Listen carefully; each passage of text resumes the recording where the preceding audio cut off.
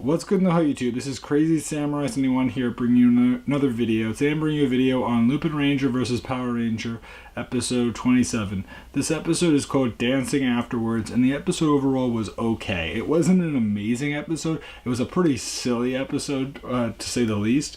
That was extremely goofy, and it was definitely a filler episode. What it did manage to do was show a different combination with ex-Emperor in both forms, and by that I mean like it showed off the more recent combinations we've seen with him. We'll get into that anyway towards the end of the episode, but anyway, let's get started with how it began. Basically what occurred is that Toma and the other Lupinrangers are fighting against the gangler called Byodor, Byodor.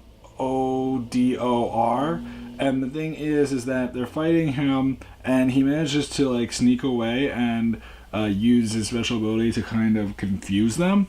And Toma especially is very confused as to what's happening. So then the next day occurs, and he's being asked by a guy to join a dojo that's teaching martial arts. And initially he has no interest, but what happens is that something convinces him to actually join it. And somehow he is brought over to this dojo, and he suddenly has this uniform on. He has no idea why he has this uniform on, how he got there, or anything like that. He's just completely mindless as to how that happened. And so he arrives in this dojo, and the dojo master introduces himself. And then what happens is that suddenly he also introduces who the assistant teacher for the dojo is, which is Sakuya Patoranger. So that's pretty interesting. And what happens is that after that occurs, what ends up happening is that this leads to Sakuya basically, recognizing the fact that Toma's there, and is like, oh, it's so cool to see you in this dojo. I can't wait to have you as a student. I'm an assistant teacher here. And what happens is that he's thinking, oh, it's going to be martial arts. And the dojo master even mentions the fact that the pricing for the dojo is going to be extremely expensive and all that, which is something you wouldn't normally talk about, which is something that they even mention. And then what happens is that they're beginning to do martial arts, and every single time that they say things, like the people are saying yes sir, but like Toma's just confused and not really saying yes, except towards the end. And then what happens is that eventually Sakuya decides to start up what they're going to be doing for the dojo, which turns out to be where they begin to do some aerobic exercises. And then at one point they end up removing their dojo outfits, and suddenly it's revealed to be these kind of I guess you could say like aerobic uniforms that are very colorful and very silly looking, and they end up doing all these kind of silly like aerobic moves and everything. It's super goofy. And so what ends up happening is that eventually Tomo's just in shock over all this and what's happening, and the dojo master's like in love with it, and like the three of them, there's images of them like doing all sorts of dance moves, and it looks super bizarre. It's just like, what's going on here? Like, this is just one of those episodes where it's just like, what is happening? So all that happens. Eventually what does end up occurring is that Sakuya decides to one day invite Toma to go out and have some drinks and just kind of celebrate being in the dojo and enjoying things. And Toma's not interested, but then he thinks about the fact that maybe he can ask some questions to Sakuya, so he agrees to go for this meal. At the same time, what we do also end up hearing from another point of view is that everyone is happy for the fact that Sakuya at the Global Police got this assistant teaching position and is very impressed with him, and especially Kichiro is very impressed with his abilities and the fact that he was able to get this martial arts training position. So that's very cool. What does end up happening though is that eventually they do end up meeting with each other at the at the bistro that they work at, or the cafe. And what happens is that they're enjoying their drinks, and then at one point Toma tries to ask him some questions, and what happens is that Sakuya asks him, can you call me like Sakuya senpai, which senpai is like sir or master or teacher basically. And the thing is that the main reason why he wants him to call that is because of the fact that he's always been someone that's had a master or someone that's higher up, so he feels like being called a senpai by someone like him, who first of all he knows, and second of all just knowing that he's being called that gives him this feeling of like he is someone of power and isn't always having to report to someone, so he kind of appreciates that. And Toma agrees to do it, and he does it a couple of times. And it's not comfortable for Toma, but he does it anyway. And Sakuya feels really good about himself. But eventually he tries to ask him, like, how long, Toma tries to ask Sakuya how long has he been at the dojo, which he says he's been there for 3 weeks. And it's pretty quick for someone like that to be in the dojo and gain the position of assistant teacher, but he is put in that position anyway, and Toma is very skeptical about everything that's happening. Eventually what does end up happening is that there's this point in the show where there's different moments where Sakuya is asking Toma different questions about like what would be good to offer Umika as a meal to have, what would be there's just all these weird kind of questions that you wouldn't normally ask, and they're really not buddy normally, so it's just kind of this weird situation where they're kind of acting friendly with each other, but like they're two very, very contrasting characters in personality. Like Toma's very serious and to himself, while Sakuya is very like outspoken and more of an introvert versus more of an extrovert. Someone that's more outspoken.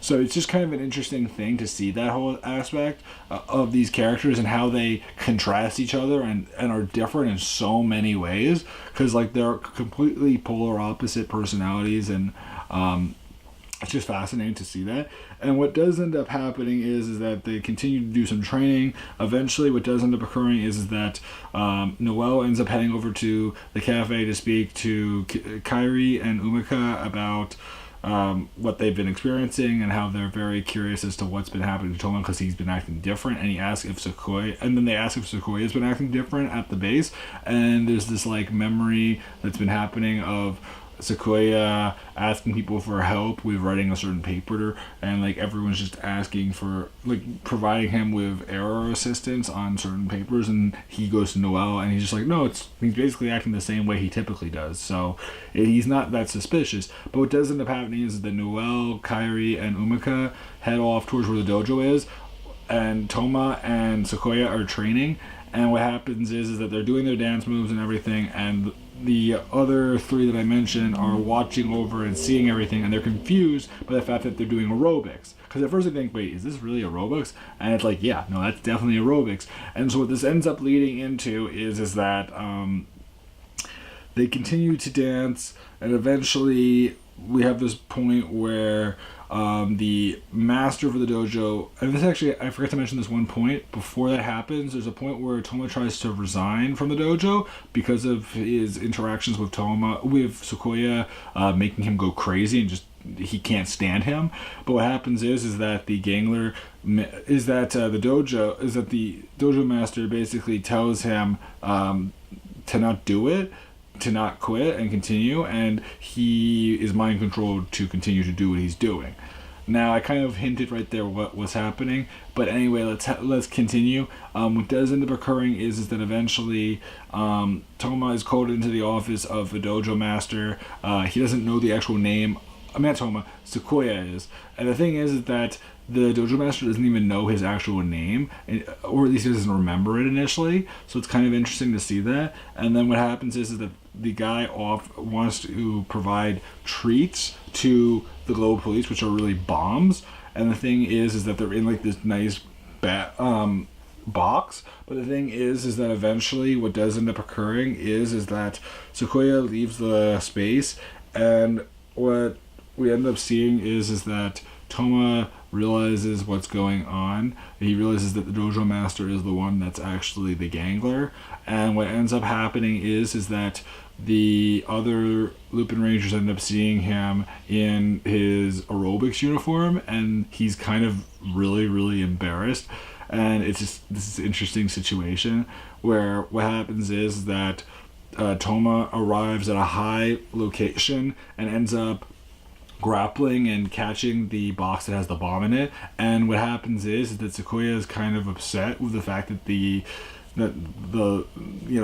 thief managed to steal that item. But what happens is that Toma says, now it's time for you to learn exactly what was inside this box. And at that point, since like Sequoia has been under his mind control, he watches as suddenly Toma throws the box at the dojo and it suddenly explodes and a bomb goes off, and he realizes, oh my god, he just he could have set a bomb to the local police.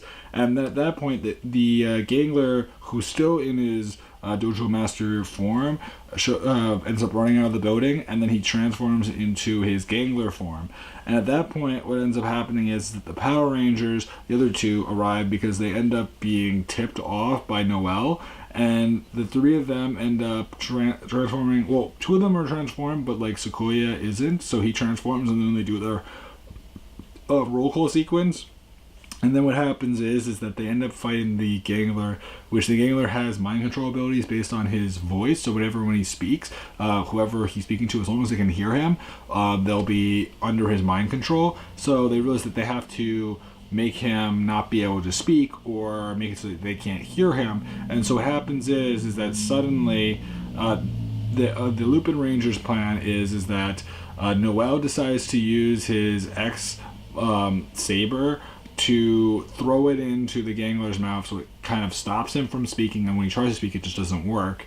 And then Noelle jumps in, uses his special phone device to open up the safe, and it reveals the Lupin collection item, which is based on the Dragon Dagger from Ranger, which in America was Mighty Morphin Power Rangers. So we do see that used, which is very cool. And then at that point, what ends up happening is that after they claim that they managed to finish off using a finishing move, and also Umika and Toma, I believe it was, actually used the X trains to do a finishing move to finish off the Gangler. And then the Gangler is turned big by Madoche, and when that happens, rather than letting the Lupinrangers do it, Toma says, I think it's fair to let Sequoia get his revenge on the Gangler for what he did. And so at that point they end up throwing it to Sequoia, and they're like, why would you provide this to us, you thieves? Why would you do that? And Kachiro's the one that always says this kind of stuff because he doesn't trust them at all. And so what ends up happening is that suddenly they end up forming Pat Kaiser, and eventually Noelle summons Ex-Emperor. So we see both forms of Ex-Emperor used. Eventually Sequoia gets really angry because first of all, he ends up fighting the Gangler by doing his aerobic dances, and Pat Kaiser actually does end up dancing as well, which is interesting to see. So he dances similarly, although the Gangler is not impressed with his dance skills. And so then what ends up happening is that eventually Sequoia is really upset with the fact that he spent all that money on the dojo just to go there when it was a really expensive dojo to spend money on. And so he gets so furious that he suddenly goes over to the central controls where Kachiro are, and he says, let's get the crane and the crane and the biker trigger machines. And so at that point they end up getting both of those out, and they end up having they end up forming Pat Kaiser Strong Biker. And so we have that, and also Ex-Emperor Gunner in use against the Gangler, and eventually they manage to destroy the Gangler. And then we end up seeing that the Power Rangers end up, parting ways. And then the Lupinranger, what we end up seeing is that They're grateful that they managed to get the Lupin collection item, but what does end up happening is that suddenly Kairi and Umika end up doing the aerobic dances, which really embarrasses Toma, and that's basically how the episode ends. Now, as far as things go with the preview, it looks pretty interesting. Apparently, Umika's father is going to show up in that episode, and he's not going to be very happy with Kairi and how he acts towards Umika, because it's almost like flirtatious a little bit, just because like they're friendly. And what ends up happening is that also in this episode, it will feature the first appearance of Lupin Kaiser Magic. And we've actually seen the Magic Dial Fighter before. That was the blimp item that Noelle ended up getting from Kagori in, I don't remember what episode it was, but it was one of the earlier episodes. One of the earlier episodes in the 20s. So that will be what will be introduced in the next episode. It will be Lupin Kaiser Magic. And that would be very cool because it will be like the top portion of Lupin Kaiser that will be changing, not the arms or anything like that. So that'd be very cool.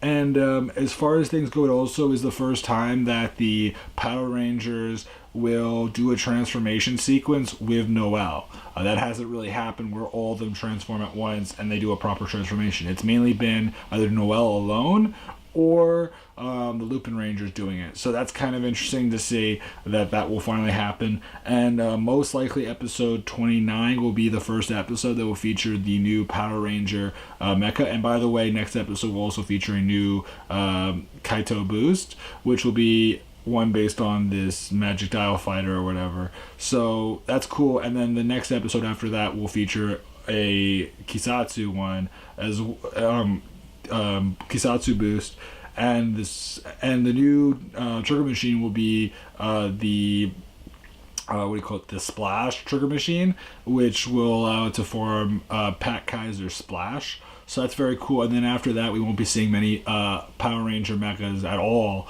for quite some time, if ever again. Honestly, we don't really know, but it is interesting to note that we don't know anything that's coming out Power Ranger wise after this, at least till November. So, and November, it's still going to just have Lupinranger stuff. So keep that in mind.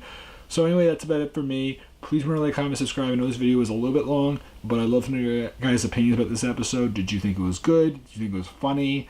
Again, I thought it was okay. I'm looking forward to seeing Lupin Kaiser Magic and Pat Kaiser Splash and the new boosts. Weapons. The new boost weapon for the Patorangers looks way more goofy because it's just basically attaching a trigger machine that's already been in use to their arms, which is really goofy.